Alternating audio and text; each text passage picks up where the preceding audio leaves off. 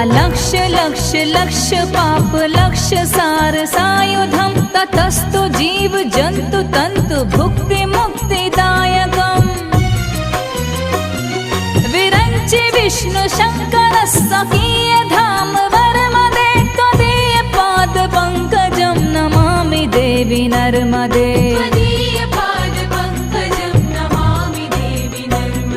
Namami Devi